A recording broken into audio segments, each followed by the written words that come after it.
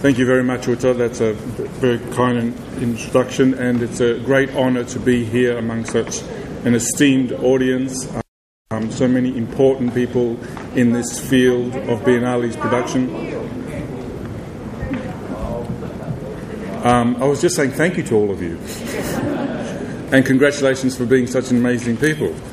And I also want to extend my thanks to Marika and to Hanru for their wonderful invitation to be here, and to all the incredible people who have helped bring me here and organise things for me.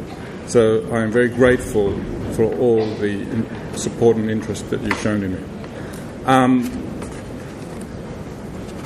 And as promised, I will be talking about this theme of cosmopolitanism. You still don't hear? It says on. Is it working? Do I have to walk around like a pop star? Is that better? Okay, Henry, maybe now I will walk around like you were afraid. Because when I start walking, I forget about the time. But anyway, of course the term cosmopolitanism has been incredibly popular, and it's become widespread use. It's become widespread because of the ascendance of another term, which is the term globalization. And we've seen the word globalization used to refer to all sorts of economic, social and political transformations that occur across the world and which have globalized the world. And in some ways, the word cosmopolitanism has come in as the cultural critique of globalization.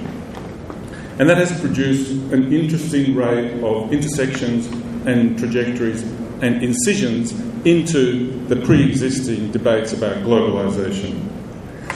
Naturally, artists and curators have had an important role in trying to extend this idea of cosmopolitanism. And I'll be referring to many big exhibitions like Documenta, which are recurring exhibitions rather than biennales, and also to biennales like the Sydney Biennale, in order to sort of try and exemplify some of the ways in which curatorial projects have tried to intervene into this debate about globalization and cosmopolitanism. Let me begin, as Uta has already suggested, by saying that the word cosmopolitanism is in fact embedded inside the broader shift, in fact a paradigm shift that has occurred around the term culture. What do I mean by a paradigm shift? It means that the parameters have either changed or widened. They've certainly widened, and in some ways radically changed. First, they've widened because now we see culture defined as a resource, as a thing that can be exploited, mined and utilised. Secondly, culture is seen as a problem-solving device, something that can secure new ways of doing things. And thirdly, it's seen as part of the instrumental knowledge that's used in popular culture. So in some ways, culture has now been seen as doing the things that other parts of society can't do. It's been asked to fulfil certain activities when all the other agencies in the state or the economy are no longer as successful, such as initiating urban regeneration or providing new forms of social integration. And these examples of culture as a troubleshooting agent has given rise to the sense that we are now witnessing what one scholar calls the emergence of the cultural public sphere. Now, I can't go into great detail about the histories of the ways and the genealogies of the forms that the Biennale has operated. There are too many people here for me to do this in a comprehensive way. And there are too many examples already to be able to be exhaustive. But I just want to identify three key trends which have been evident in the emergence and development of the Biennale phenomenon, and I want to give a few key examples. Firstly, the trends. From its inception, the idea of the Biennale has been about the internationalisation in art and of art. It's a mechanism for displaying that process of global exchange and interaction. Secondly, it was also developed along a trend for the engagement of art in post-colonial spaces and the transformations in culture that occur through these engagements in the post-colonial spaces. And thirdly, and most significantly, I think, in the contemporary context, the Biennale context, Biennale has been embroiled and entangled in the neoliberal agendas of branding cities as creative hubs. Now, since Ocui Enwezor's 2002 Documenta, and since the 2002 Gwangju Biennale and Istanbul Biennale of 2005, co-curated by Huhan Ru and Charles Esch, we have certainly seen a significant shift in the emphasis of biennales. And that has been a shift towards social interaction and the highlighting of the discursive approach. During the 2002 Gwangju Biennale, Hanru and Charles Esch offered part of the space to a lot of collectives and artist-run venues to transform the parameters and form and structure of that Biennale. He described the effect of handing over that material, that space, as opening a kind of Pandora's box. In 2008, again in the context of the Gwangju Biennale, Ranjit Hoskote described the attempt to incorporate a wide range of perspectives as transforming the format of the Biennale into what he called a parliament of global contemporary narratives.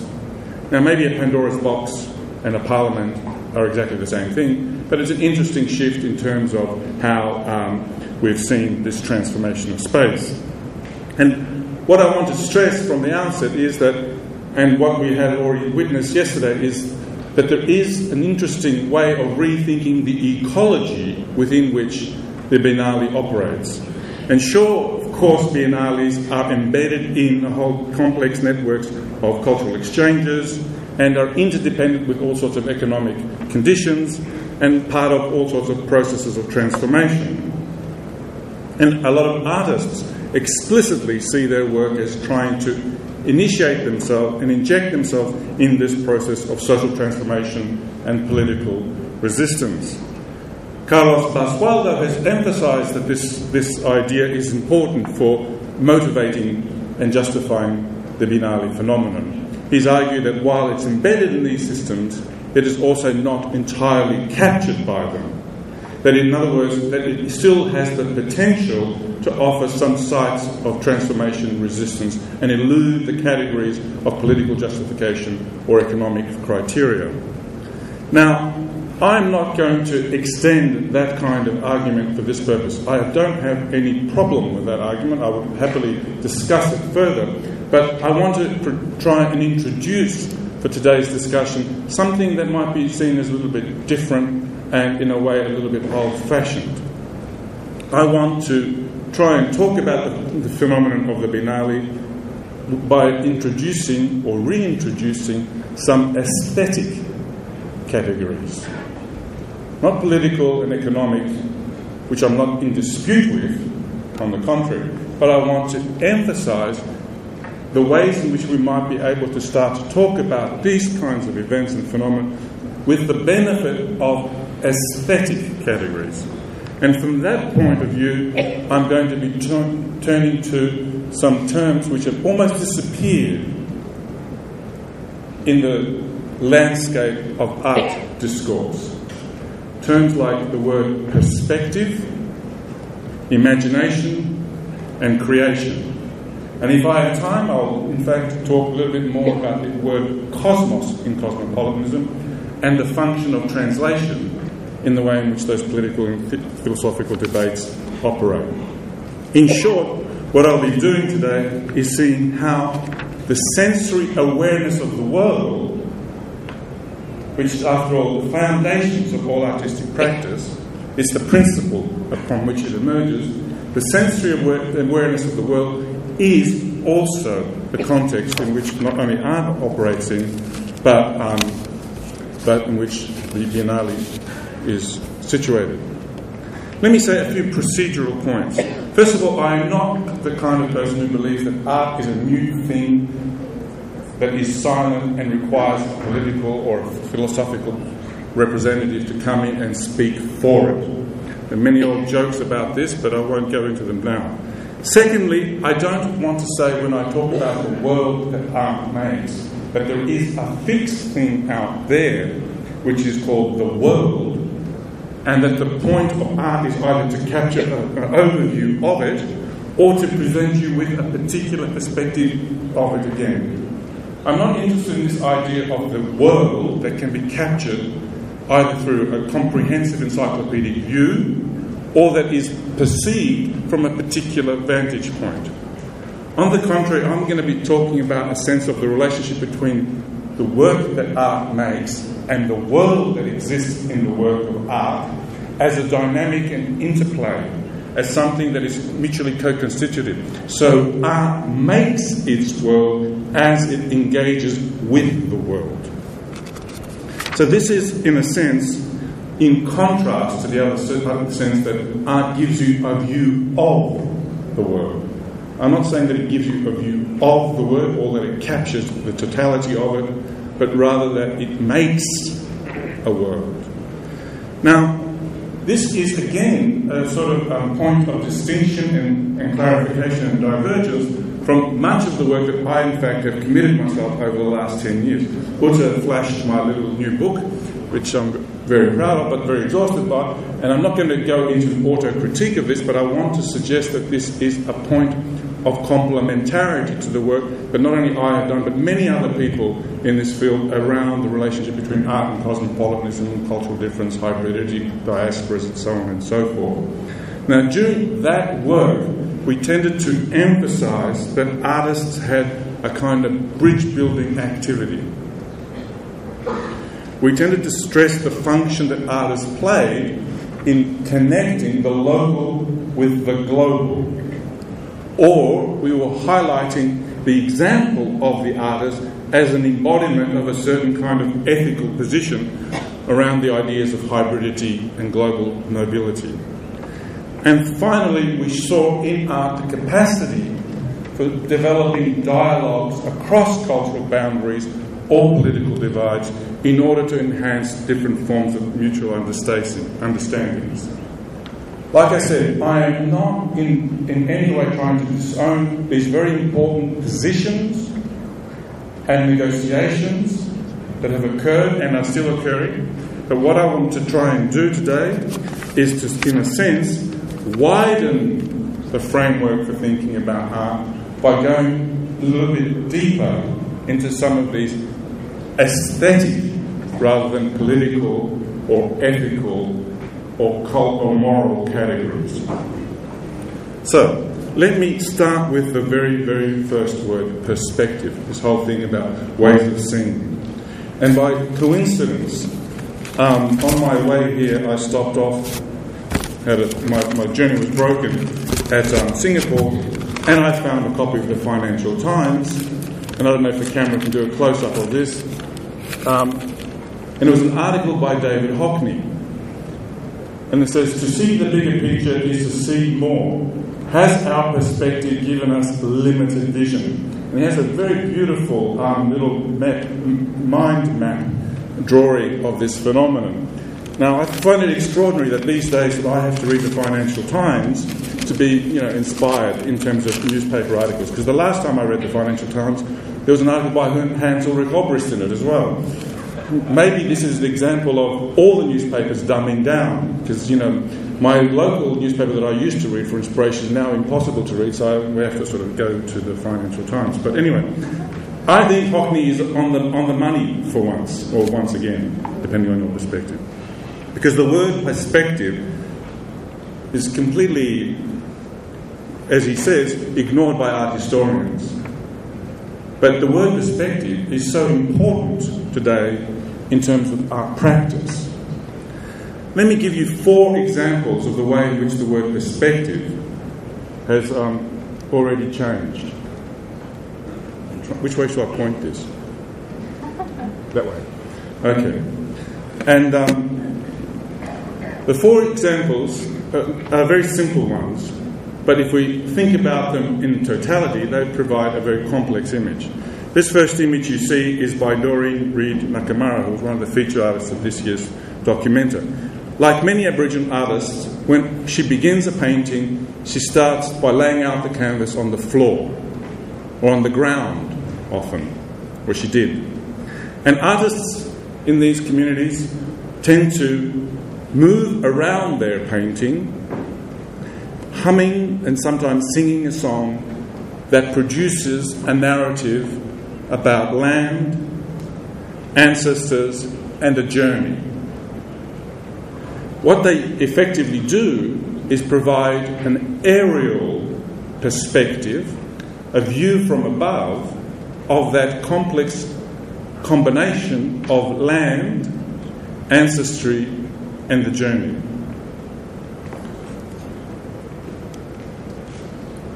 In this year's Sydney Biennale, the American collective, who are also First Nations people, Post-Commodity, installed this, or created this frame of a kind of archaeological perspective, a vertical axis. It's called Do You Remember When? And this Native American collective effectively cut a frame or a hole in the arc area of New South Wales. And it seems to me that the hole in the floor of this institution that was hosting this International Biennale was also serving as a frame for the absent history of the local Indigenous history. Let me briefly move on to another example, again from Sydney. This is by a collective called iCinema, and they've created a T-Visionorium. This creates a work of ambient art. No one ever sees the same work because inside each screen there are multiple other screens which are constantly being transformed and reconfigured according to the feedback effects generated by each person. So each viewer has a completely different image experience. In a sense, what we are seeing is that as a participant in these works, we are entangled in a vortex of ever-expanding infinity of images. Fourthly, okay, hang on, let's just stay with that. I was going to give some examples of activist perspectives. So I've gone through the archaeological, the aerial, the ambient, and now the activist. Now, again in Documenta with Maria Teresa Alves and Mark Dion, and in yesterday's presentation of the Taipei Biennale by Feng Wei Cheng, we saw numerous examples of activist art that's come into the art context.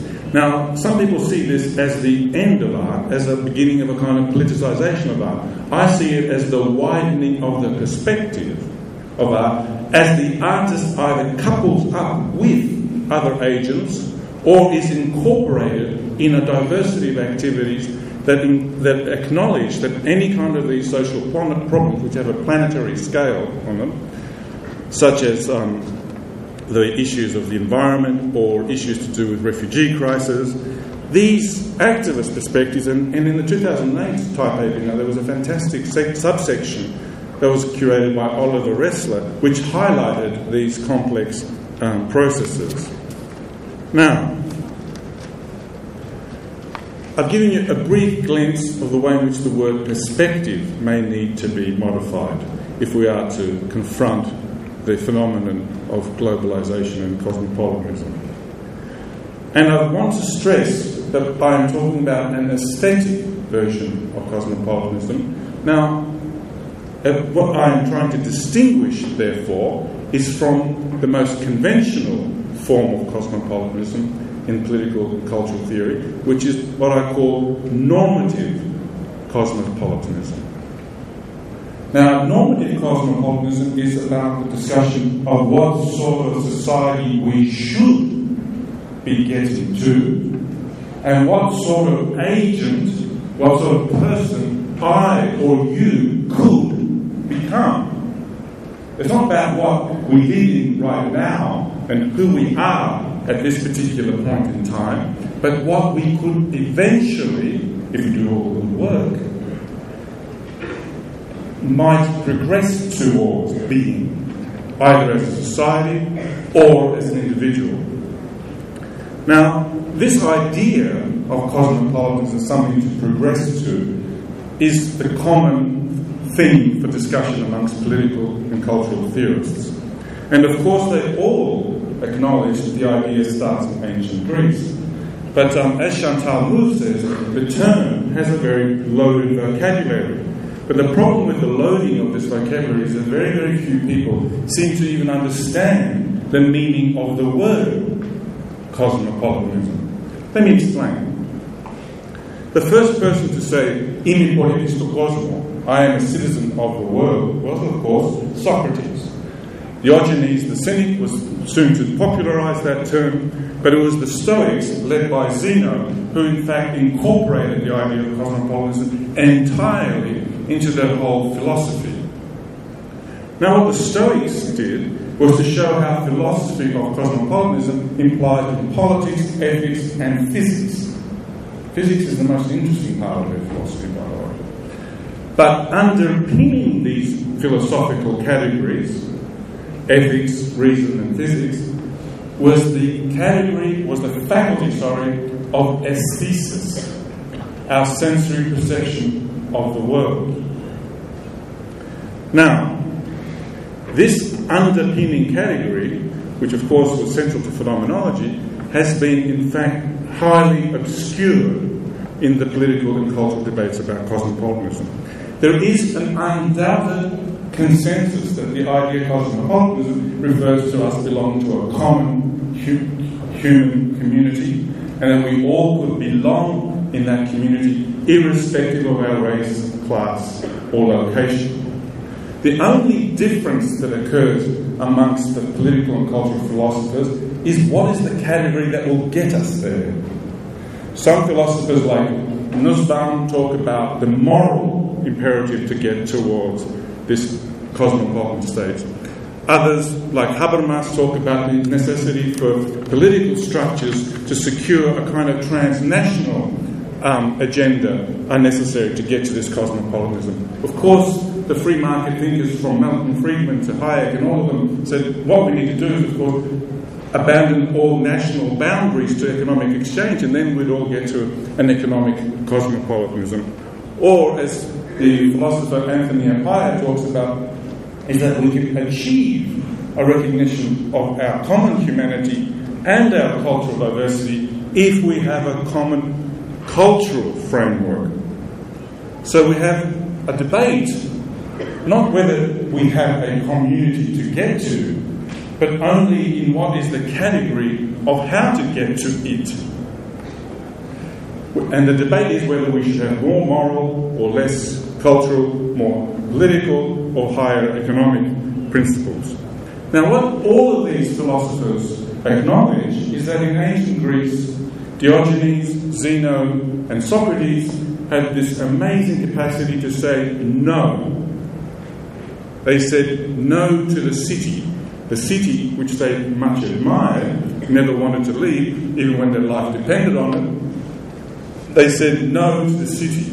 They said this polis, which is an indication to the world, they said, this polis does not confine the limits of my belonging. Now, all the discussions have, in a way, stumbled and have got stuck on this sense of no. We are all clear, and since Kant, we've all maintained this negative position about place. This negative attitude that our local place is insufficient and inadequate, and that one must transcend it in order to get to this cosmopolitan state. However, what gets left out is that the ancient Greek philosophers also said yes to something. They also said that, yes, I am a citizen of the cosmos. Now, and this is why I'm saying that nobody seems to have paused to reflect on the vocabulary of the word cosmopolitanism. Of course, Olga and other Greek people in this room will know that the word cosmos in cosmopolitanism is not the world. It's not the planet Earth. It refers to a celestial as well as a terrestrial sense of belonging. And cosmos also refers to a notion of the people, and most importantly, also contains within its etymology an idea of ornamentation, of decoration, of making something graceful and having a sense of order. So the word cosmos in cosmopolitanism refers to the creation of order by the people who are living with one or in harmony with the universe, with the terrestrial, not just with the celestial, not just terrestrial sense of the universe. Now, that might sound rather spiritual, but let me stress that when the Stoics explored this, they explored it under the category of physics. They were trying to understand how we belong in this world and what are the laws of our being in this world. And they had these wonderful metaphors for this sense of this structure that places us in the cosmos. And they referred to its dynamics as creative fire, as a kind of artistic force. Now, this affirmative, this positive yes that the philosophers of ancient Greece gave to the word cosmos has disappeared almost entirely since Kant in our political and philosophical discourse. But I would argue it has never disappeared from artistic sensibility. When William Blake was drawing his pictures of Newton under the sea and was claiming that he could see the world through a grain of sand, I'm sure that when Cézanne also said, colour is the place where the mind and the universe meet, he was referring to the way in which Blake uses colour. Similarly, let me give you a quote from Malevich when he was reflecting on the Great Industrial Revolution. He says this about technology. The new life of iron and the machine, the roar of automobiles, the glitter of electric lights, the whirring of propellers have awoken the soul, which was stifling in the catacombs of ancient reason and has emerged on the roads woven between sky and earth. If all artists could see the crossroads of these celestial paths, if they could comprehend these monstrous runways and the weaving of our bodies with the clouds in the sky, then they would not paint chrysanthemums. Now, this kind of quote would embarrass many political philosophers and cultural theorists, and even an advocate of Malevich like Boris Groys tries to sort of water it down a little bit by saying, yes, Malevich believes in a universalism, but not the kind of the ancient. And I agree with him. This is not a resurrection.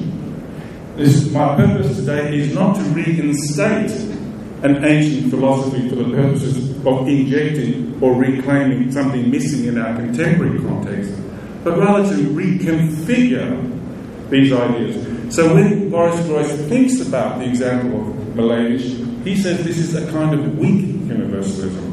In other words, it's not the same as the strong universalism that we've inherited from Western philosophy, but is a transformed idea of how a symbol as simple as a black square on a white canvas can be meaningful to anyone. And it's meaningful because anyone can grasp the meaning of a black cube.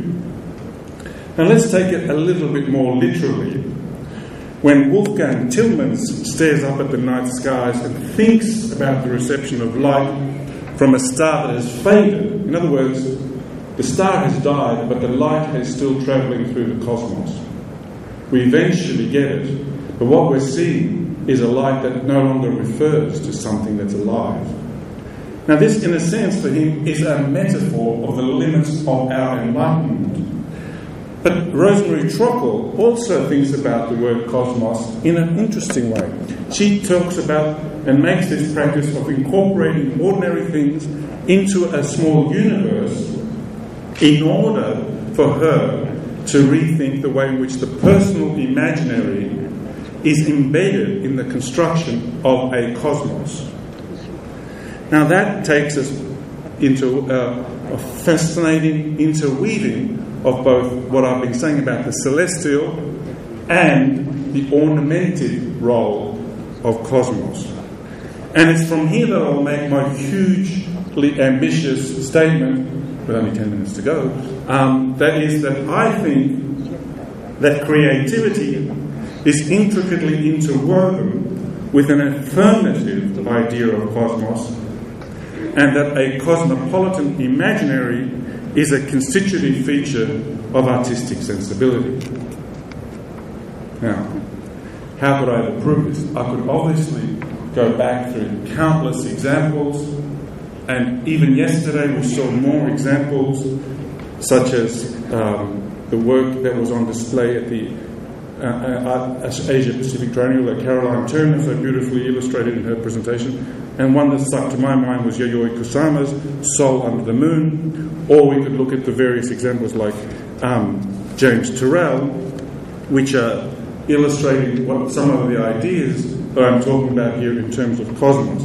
But what I'm trying to talk about is something very, very simple. It is as simple as our capacity to see and imagine a vastness and a totality which we cannot comprehend entirely with our senses. It is to do with the experience of seeing a horizon and knowing that beyond the limit point of our vision there is something else, and also the experience of looking up into the cosmic screen of the night skies and thinking about the infinite infinities that lurk within that screen of vision. So, to stress again, the kind of idea of aesthetic cosmopolitanism that I'm talking about today is not like the normative cosmopolitanism that I have spent much of my time describing in the past. The normative cosmopolitanism which talked about how art could capture something of the contemporary visual culture of globality, or that art could manifest the hybrid subjectivities of contemporary life, or the ways in which art could generate new encounters across barriers and differences, or that how art itself is always built on the topos of a denationalised site. These are all important aspects and issues and negotiations and positions that need to be teased out. But what I'm trying to do today is to suggest to you that there is a fundamental link between the act of imagination and the experience of, and here's my key word, companionship with the cosmos. A sense of companionship with the cosmos. Now, how would I try and illustrate this notion of companionship and the act of imagination? Now, of course, we all know that imagination is the faculty for producing images. It's not simply recovering images, that's memory. And imagination produces something new. And when it does produce something new, it creates a sense of place. Recently, I've gone back to looking at the work of John Berger, a more recent work. John Berger was someone whose work was the focus of my first book, written 20 years ago. And John Berger was an author and artist who was very much, in the early phase of his life, embedded in a kind of political and transformatory and emancipatory perspective on art. He was very much engaged with the way in which art expands our consciousness and enlightens us in terms of our potential of what our human capacities are and how we can change our society. Now, in the last decade or so, what I've noticed in his work is that he's moved towards thinking about how art also creates a distinct space through its creative force, and how, in a sense, it is engaged in this idea of the cosmos and creation. And he suggests that when art creates a space, it's a unique and totally distinct sense of space. Even though it is unique and distinct, we have a sense that we have been there. And he says, how do we get that sense of recognition about something that is fundamentally different and unique? He says, it doesn't come to us because we know the territory. It doesn't come to us necessarily because we share the same cultural code, therefore the same values as the artist. And it doesn't even come to us because we accord and operate with the same principles and rules of perspective, and therefore see the thing in the same way as the artist. He says it comes to us because we have a sense of recognition of the organising principles by which the work is made. And he has a very, very complex way and very almost mysterious way of explaining this organising principle. And whether he's talking about literature or about painting, it's always the same thing. Let me read you one quote. The painter is continually trying to discover, to stumble upon, the place which will contain and surround his present act of painting.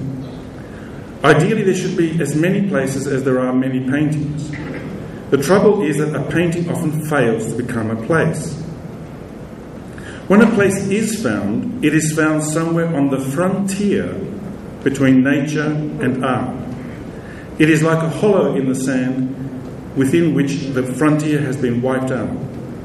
The place of the painting begins in this hollow, begins with a practice, with something being done by the hands, and the hands then seeking approval of the eye, until the whole body is involved in the hollow. Now, this involvement in the hollow is in a way recalling many of the images that we have about creation and the leap from the void and this connection to transforming matter into form. But what I think Berger is also trying to discuss in this description of place is the way in which it involves a welcoming, a hospitality to the absent. It produces a sense of how things can begin again and again in an auto-generative way, and not simply because they have the material force that comes from a kind of particular connection to history or something. And this is a very important point that I want to stress about creation, and it is a break from the causal notion of history. I'll talk about that later in discussion if we can. But I want to stress another point that Berger makes when he talks about the recognition that occurs when we look at the sense of place.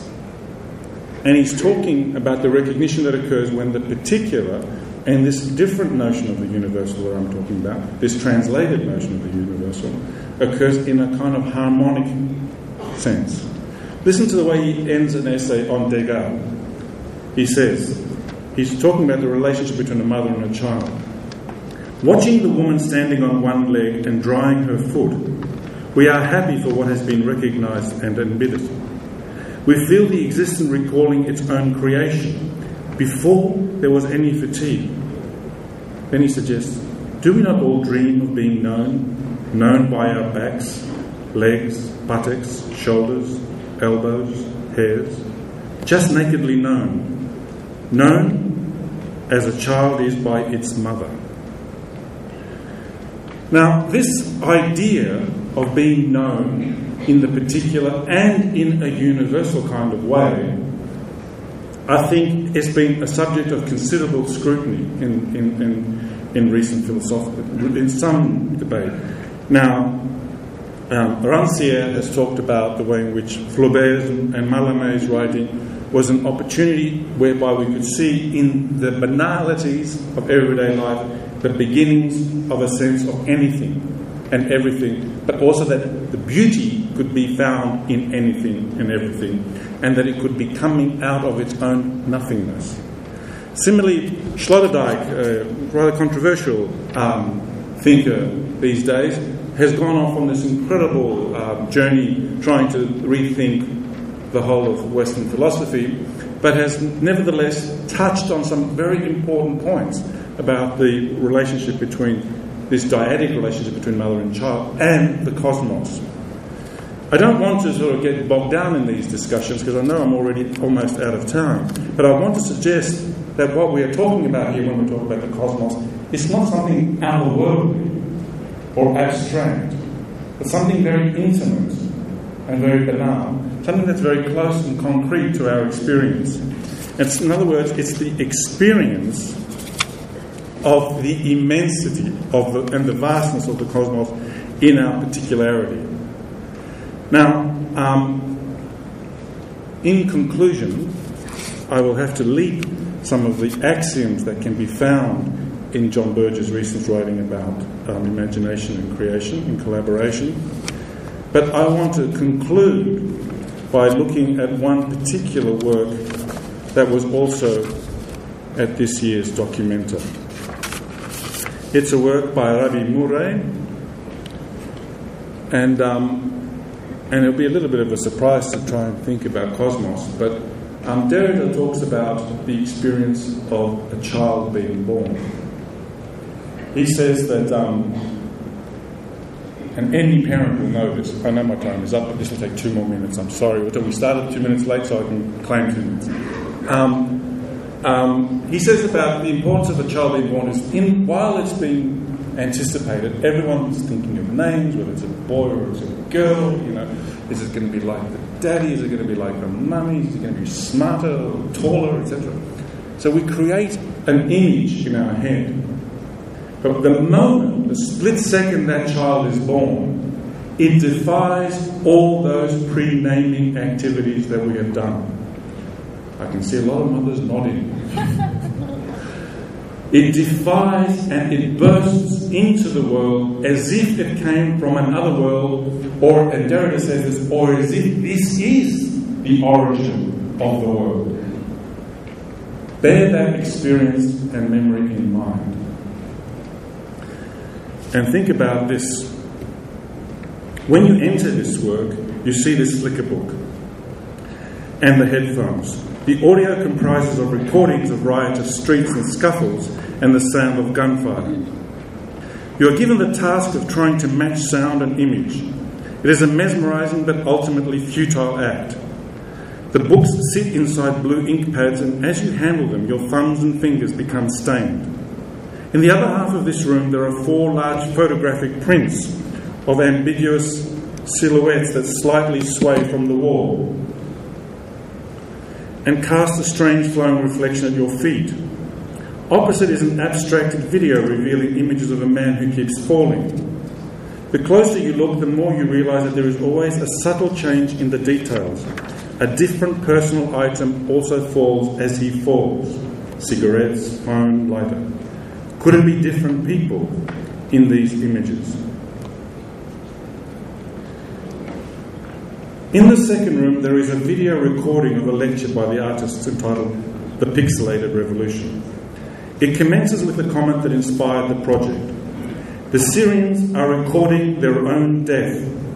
Murray explains his investigation into the phenomenon of people recording the violence of the civil war on their mobile phones, and his fascination with the perplexing instances where the witness with the camera comes into eye contact with the person whose rifle is pointing straight at his body. The viewfinder of the gun and the lens of the camera are aligned in a deadly symmetry. Remarkably, the unarmed civilian recording this event remains stationary and in many instances is shot dead. This dreadful event provokes many questions about the futility of the act, about the scientific methods that we could use to capture the last image, about the ways in which we can identify and give justice to these people in these scenes. Now, Murray becomes obsessed with these questions. He replays the scenes countless times.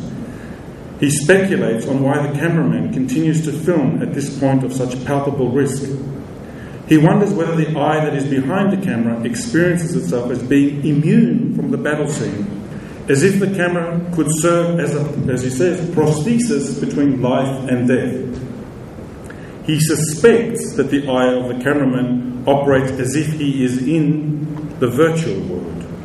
He then comes to the conclusion that the exact, or what he calls the vital moment of the occurrence of death, is not visible to the naked eye. It can only be seen as a blank, a void. This seems to be like a reasonable conclusion. But then he makes a truly astonishing aesthetic proposition on the visibility of the final scene. He says, the vital moment is stretched in 2 dimensions simultaneously, towards life and death. Now, such a statement can never be verified. It does not conform to the rules of truth. What Murray is offering by this is perhaps a solidarity with the victims, Perhaps it's a way of expressing a form of defiance. But it's also a wild leap, which goes against the whole tone and structure of his lecture. It is, in fact, a comment that could not be made by any academic or scientific process of deduction, any kind of normative procedure. It could only operate as an aesthetic, perceptual supposition. So to describe this timing as vital, again, moves us out of that sphere of verification. And it reminds us that, in fact, not just this particular instance, but the ubiquity of the image in everyday life. The fact that it's no longer the war photographer who is responsible for capturing that decisive image, but that everybody who walks around with a mobile phone in their pocket has stretched this burden of responsibility and complicity in terms of image-making activity. Now, Murray concludes his lecture with a reflection on the presumption of immortality. He asks, why does the person who is capturing the image doesn't drop his camera and run for his life? Why does this person think that the catastrophe that is happening all around him, that sensory awareness of that particular world, that world will not rise up and engulf him? Perhaps this is the crazy kind of gesture that being in the moment of art, that it prays. I've given many positive examples of how art gives us a sense of the world as an expanding phenomenon. Let me end with this reflection that it also is about contesting the kinds of world that we are in. Thank you. Sorry for this.